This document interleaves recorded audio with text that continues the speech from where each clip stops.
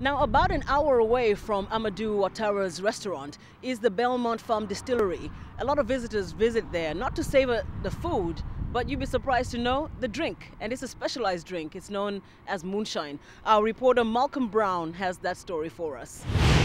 They've been making legal moonshine here at the family-owned and operated Belmont Farm Distillery for the past 2 decades, tapping into the outlaw mystique of the strong liquor without the danger of prosecution. Chuck Miller is the master distiller. We're the first ones to bring it out of the woods, make it legal. We pay the tax on it, but we're making a traditional American product and preserving a little bit of America as we do it. The main raw material is corn grown here on the farm. Ground corn is added to a stainless steel tank for cooking in water before malt is added. The all-important yeast is prepared in another container. The tank's contents are mixed, the resulting mash fermented and then distilled, producing the whiskey.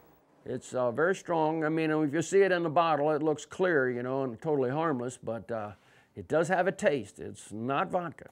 It's probably a little more closer to tequila than it is anything else. And it's very strong, so it doesn't take much. You just kind of go easy with it. The recipe comes from Chuck Miller's late grandfather, who was a moonshiner during the lucrative prohibition years of the 1920s and 30s. Then alcohol was banned in the United States. Mr. Miller knew his grandfather's story and saw a business opportunity, but didn't want to tangle with the Federal Bureau of Alcohol, Tobacco, Firearms and Explosives, also known as the ATF. As a young kid, I spent a lot of time with him, and he was quite a character.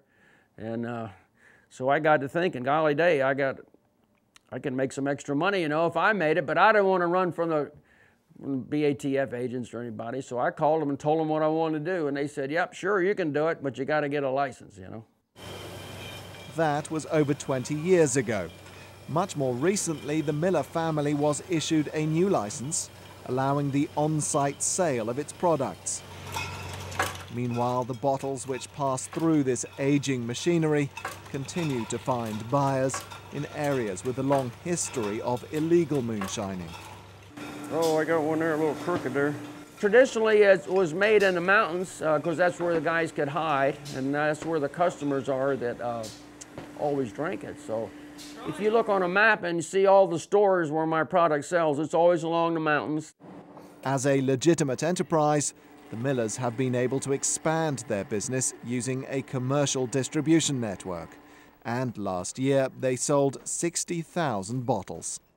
Malcolm Brown for VOA News in Culpeper County, Virginia.